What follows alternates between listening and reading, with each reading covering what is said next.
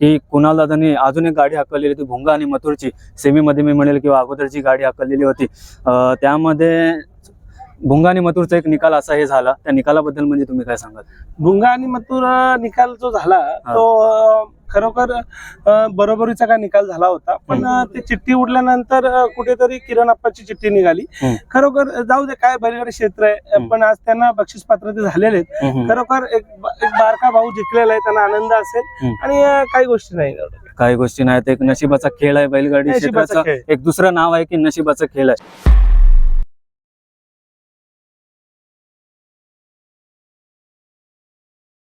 नमस्कार मित्रांनो, स्वागत आहे माझ्या एका नवीन मुलाखतीच्या व्हिडिओमध्ये।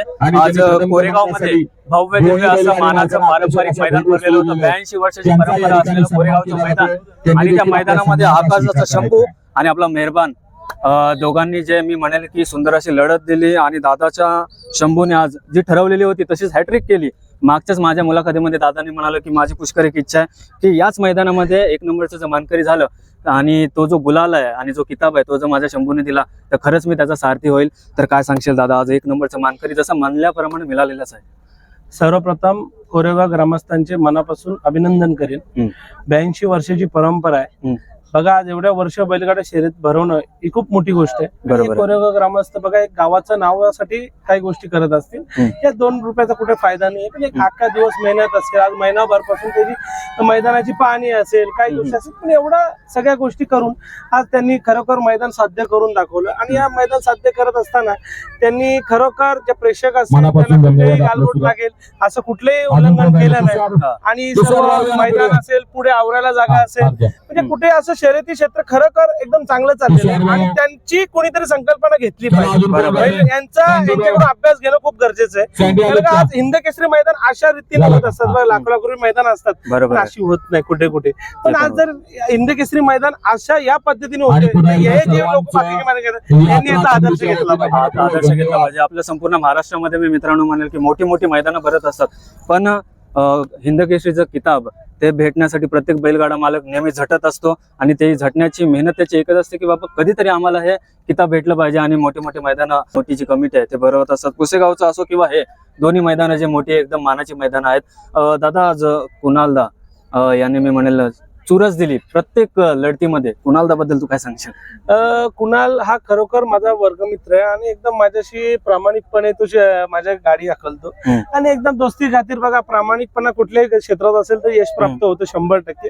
तर माझ्या एकदम प्रामाणिकपणे तो माझ्याशी म्हणजे खांद्याला खांदा लावून काम करतो, आणि त्याच्यामुळे आज खरोखर सर्व यश प्राप्त होतं। आणि कारण का ड्रायव्हर जर चांगला नसला तर कुठेतरी तुम्हाला अडथळा येईल, कुठेतरी पैरा चांगला नसला, पण खरोखर या सर्व संगणमत सगळं जुळून आणणं बैलगाडी क्षेत्रात खूप मोठी गोष्ट असते, आणि ते खरोखर माझ्यासाठी सर्व माझे मित्रमंडळी असतील, कुणाल असेल, आणि सर्व जे धरणारे सोडणारे सर्व काय असतील, माझ्याशी एकदम दोस्ती खात्री सर्वजण माझ्या सोबत असतात। खूप सुंदर मी म्हणेल। आणि दादा, की कुणाल दादांनी अजून एक गाडी हाकललेली होती भुंगा आणि मथुरची, सेमीमध्ये मी म्हणेल किंवा अगोदरची गाडी हाकललेली होती। त्यामध्ये भुंगा आणि मथुरचा एक निकाल असा हे झाला, त्या निकालाबद्दल म्हणजे तुम्ही काय सांगाल? भुंगा आणि मथुर निकाल जो झाला तो खरोखर बरोबरीचा काय निकाल झाला होता, पण ते चिठ्ठी उडल्यानंतर कुठेतरी किरण आप्पाची चिठ्ठी निघाली। खरोखर जाऊ दे, काय बैलगाडी क्षेत्र आहे, पण आज त्यांना बक्षीस पात्रते झालेले आहेत। खरोखर एक बारका भाऊ जिंकलेला आहे, त्यांना आनंद असेल आणि काही गोष्टी नाही, काही गोष्टी नाहीत, एक नशिबाचा खेळ आहे बैलगाडी क्षेत्राचा, एक दुसरं नाव आहे की नशिबाचा खेळ आहे, आणि तोच एक मानाचा किताब दादा आज तुम्हाला मिळालेला आहे। मी म्हणेल की आपली कमिटी आहे ही प्रत्येक मोठी मोठी अशी मैदानं जे भरवत असतात, आणि हे मानाचं मैदान आपण भरवलं। मी म्हणेल की 82 वर्षाची परंपरा आहे या मैदानासाठी, मैदानाबद्दल काय सांगाल तुम्ही? या आमच्या कोरेगावच्या पारंपरिक हिंद केसरी मैदानाला आज 82 वर्ष पूर्ण झालेली। या ठिकाणी हे कोरेगावचं आमचं मैदान आम्ही घेत असताना हे कोरेगाव शहराचं मैदान नाही, ह्या कोरेगावच्या आसपास कोरेगाव पंचक्रोशीतील अनेक आमचे जे कोरेगावच्या या मैदानावर प्रेम करणारे बैलगाडी चालक, मालक आणि बैलगाडी शौकीन यांचं हे मैदान आहे। गेले 15 वर्ष झाले या फाटीवर मैदान बंद झालं होतं काही कारणास्तव। आमचं मैदान हे डीपी भोसले कॉलेजच्या तिथे भरत होतं। गेली आम्ही जवळजवळ 7 दिवस 50 तास मशीन JCB वगैरे चालवून हे मैदान पूर्ववत पार पाडलेलं आहे, आणि जी आमची परंपरा आहे त्या परंपरेनुसार की आज विना अपघात 750 गाड्या या ठिकाणी या मैदानात आल्या. मुंबई, जालना, बीड, औरंगाबादसह अनेक बैलगाडी चालक मालक या ठिकाणी आले. या सर्वांचं मी पारंपरिक बैलगाडी आमचं जे हिंद केसरी मैदान आहे त्यांच्या वतीनं मनपूर्वक असा आभार मानतो. आणि ही आमची परंपरा तिसऱ्या पिढीत आम्ही चालवतोय. म्हणजे गेली 82 वर्ष झालं. म्हणजे हे आमच्या आजोबा पंजोबांच्या पासून चालत आले.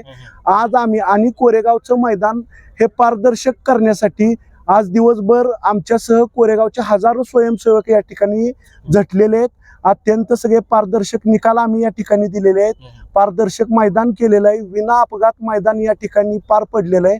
आणि सगळं म्हणजे कुठलाही आणि आमचं जे आमच्या मैदानाचं जे नाव आहे पारंपरिक हिंद केसरी त्या दर्जाला साजेसं मैदान या ठिकाणी आम्ही घेण्याचा प्रयत्न केलेला आहे. तुमच्या माध्यमातून मी आता मुंबईचे जे गाडा मालक आहेत त्यांना एकच सांगू शकतोय की बाबा तुम्ही जास्तीत जास्त या ठिकाणी पुढच्या वर्षी या आणि आमच्या मैदानाचा जो नाव लौकिक आहे त्या हिशोबानं हे मैदान संपूर्णपणे पारदर्शक करण्यासाठी गेली 82 वर्ष झालं आमच्या मैदानाचं आहे. त्या पद्धतीनेच आम्ही झटू अशी या ठिकाणी तुम्हाला ग्वाही देतो आणि थांबतो. मी म्हणेल की दादा आपलं नाव सांगा आणि सोबतच 82 वर्षापासून ही जी परंपरा सुरू झालेली कोणी आणि कधीपासून सुरू झाली? माझं नाव सम्राट प्रतापराव बर्गे, भैरवनाथ देवस्थान ट्रस्टचा मी सदस्य आहे. हे आमचे जे सगळे कोरेगावचे पूर्वज आहेत त्यांनी महाराष्ट्रातलं हे पहिलं मैदान आहे. हिंद केसरी गेले आम्ही अनेक वर्ष झालं मैदान घेतोय. आणि याही वर्षी तुम्ही बघितलं असेल की पब्लिकला जे जे आलं होतं. म्हणजे आज उन्हाचा इतका तडाखा होता कोरेगाव मध्ये. परवा दिवशी कोरेगाव मध्ये पाऊस पडून गेला. मैदान होईल की नाही अशी परिस्थिती होती.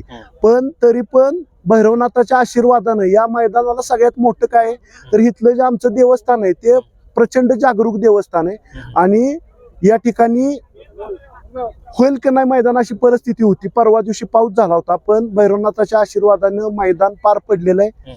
आणि यावर्षी महाराष्ट्रात आम्ही सर्वप्रथम पब्लिक जे आलेलं आहे त्यांना प्रचंड ऊन असल्यामुळं ड्रोनच्या माध्यमातून आपण दर 20 मिनिटाला त्या पब्लिकवर पाण्याचे फवारे वगैरे मारून तोच एक मी मित्रांनो सांगेल की एक आगळा वेगळा उपक्रम मी स्वतः त्याची एक वेगळी व्हिडिओ बनवलेली आणि एक आगळा वेगळा उपक्रम या मैदानामध्ये आपण केलात.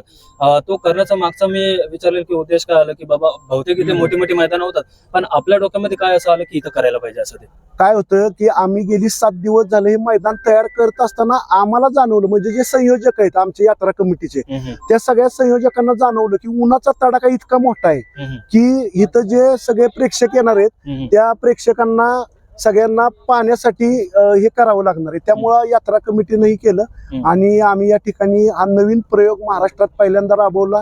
पुढचं 83 हिंद केसरी ह्याच्यापेक्षा ताकदीनं घेऊन आम्ही महाराष्ट्राला अजून नवीन काहीतरी दाखवण्याचा निश्चित प्रयत्न तुम्ही करणार. मी खूप शुभेच्छा देईल तुम्हाला.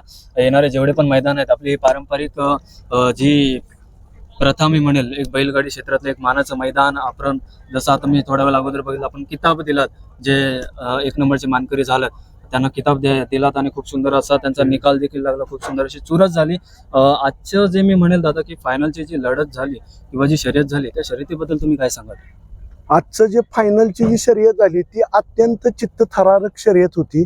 आणि हे म्हणजे निकाल कोण सांगू शकत नव्हतं. फायनलच्या गाड्या सेमी फायनल होऊन ज्यावेळेस पळायला गेल्या त्यावेळेस प्रत्येक गाडी मालकाचा अशा अपेक्षा होती की बाबा या ठिकाणी आपण हिंद केसरी व्हावं. पण पल्ला 900 फुटाचा होता. मातीचं रान होतं काळं आणि भल्या भल्या बैलांचा यात कस लागला. पण जी जोडी आता महाराष्ट्रात गाजत आहे त्याच जोडीनं हे कोरेगावचं हिंद केसरी नेलं. आणि खरोखर जो पळतो त्याला वशिल्याची गरज लागत नाही, त्याला कुठं काही लागत नाही. जो पळतो ज्याच्यात धमक आहे तो या ठिकाणी कोरेगावचा हिंद केसरी झाला. कोरेगावच्या पारंपरिक हिंद केसरी मैदानाच्या वतीनं आज प्रथम क्रमांक घेणाऱ्या दोन्ही बैलांचं मी या ठिकाणी यात्रा कमिटीच्या वतीनं हार्दिक असं अभिनंदन करतो. खरंच खूप सुंदर निकाल लागला. मी म्हणेल शंभूची जी हॅट्रिक होती ती हॅट्रिक देखील या मैदानामध्ये झाली. एक मानाचं किताब आकाशदाची मागे मुलाखत घेतली तेव्हा आकाशदा म्हणाला पुष्कर माझी एकच इच्छा आहे की आजच्या या मैदानामध्ये जर शंभूने माझा किताब दिला तर माझं खरोखर सार्थक होईल आणि त्याचं खरोखर सार्थक या मैदानामध्ये झालेलं आहे. मी तर म्हणेल मित्रांनो असंच जे अजून पण खालच्या जे प्रत्येक गरीब बैलगाडा मालक असतात त्यांची पण एक इच्छा असते की आम्ही या मैदानामध्ये 1 नंबरचं मानकरी म्हणेल किंवा 2 नंबर 3 नंबर जे पण आहे ते जर किताब जर त्यांचं घ्यायचं असेल तर मी म्हणेल तुम्ही झटत राहा. कमिटी आहे, कमिटी मी म्हणेल की प्रत्येक वर्षी अजून आपलं जे मैदान आहे त्यामध्ये भरघोस असं प्रयत्न करणार आहे की कसं अजून चांगलं आम्ही करत जाऊ, कसं आम्ही चांगलं करत जाऊ. हा कमिटीचा नक्की प्रयत्न असणार आहे. आणि मी शुभेच्छा देईल दादा तुम्हाला की नक्कीच येणाऱ्या दिवसांमध्ये आपण असेच खूप सुंदर असे मैदान भरत राहा. आणि खूप सुंदर अशी जी दादांनी मुलाखत दिलेली आहे, मुलाखत मी ते संपवतो. Bye, wish you well, bye. धन्यवाद.